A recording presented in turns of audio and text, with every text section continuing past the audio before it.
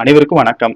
சற்றுமுன் வெளியான முக்கிய அறிவிப்பின்படி 60 வயதிற்கு மேற்பட்ட மூத்த குடிமக்கள் அனைவரும் பயன்பெறும் வகையில் அவர்களுக்கு உதவித்தொகை வழங்குவது குறித்தும் மேலும் புதிய சலுகைகள் வெளியாகியுள்ளன.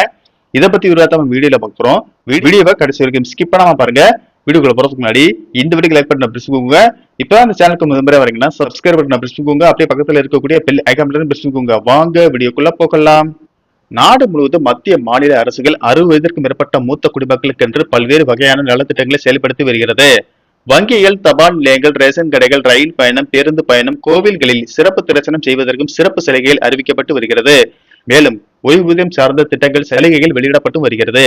இந்த நிலையில் 60 வயது நிரம்பிய மூத்த குடிமக்கள் மாதம் மாதம் வருமானம் பெறக்கூடிய ஒரு மகிழ்ச்சியான அறிவிப்பு ஒன்று வெளியாகியுள்ளது. அதன்படி மத்திய அரசு அவர்களுக்கு உதவித்தொகை வழங்கும் வகையில் ஒரு திட்டத்தை அறிமுகப்படுத்தி உள்ளது. அவை ஈஸ்ராம் கார்டு திட்டம் ஆகும். இந்த ஈஸ்ராம் அட்டை வைத்திருந்தால் இயற்கை பேரிடர் உள்ளிட்ட அவசர காலங்களில் அரசு வழங்கும் நிதியுதவிகள் நேரடியாக வங்கி கணக்கில் செலுத்தப்படும் வகையில் இந்த திட்டம் உதவுகிறது. மேலும் 2 லட்சம் வரை காப்பீடு கிடைக்கும். ஈஸ்ராம் அட்டை வைத்திருப்பவர்கள் பிரதான் மந்திரி சாம் யோஜி மான்தான் யோஜனா ஓய்வூதிய திட்டத்தில் இணைந்து மாதாந்திர பங்களிப்பு தொகையை செலுத்தினால் 60 வயதிற்கு பிறகு மாதம் ரூபாய் 3000 ஓய்வூதியம் கிடைக்கும் என்று தெரிவிக்கப்பட்டுள்ளது. அடுத்த அறிவிப்பாக தமிழகத்தில் ரேஷன் கடைகளில் தாய்மானவர் திட்டத்தை 60 வயதிலிருந்து விரிவாக்கம் செய்ய அரசு திட்டமிட்டுள்ளதாக தகவல் வெளியாகியுள்ளது. இது குறித்து கூட்டுறவுத்துறை அதிகாரிகள் கூறியதாவது: முதியோர் மாற்றுத்திறனாளிகள் வீடுகளுக்கு நேரடியாக சென்று ரேஷன் பொருட்கள் வழங்கும் தாய்மானவர் திட்டம் கடந்த ஆட்சியில் கொண்டுவரப்பட்டது.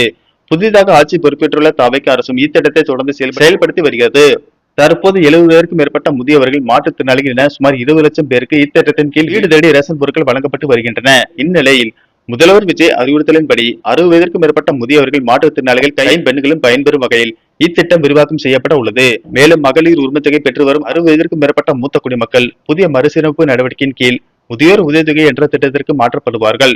இதனால் இதுவரை ரூபாய் 1000 பெற்று வந்த அவர்களுக்கு மாதம் ரூபாய் 3000 வழங்கப்படும் என தெரிவித்துள்ளனர்.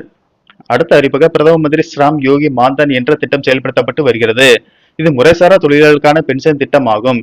இதில் 18 முதல் 40 வயதுக்குள் உள்ளவர்கள் இணைந்து மாதா சந்தா செலுத்தினால் 60 வயதிற்கு மேல் மாதம் ரூபாய் 3000 பென்ஷன் கிடைக்கும் என தெரிவிக்கப்பட்டுள்ளது.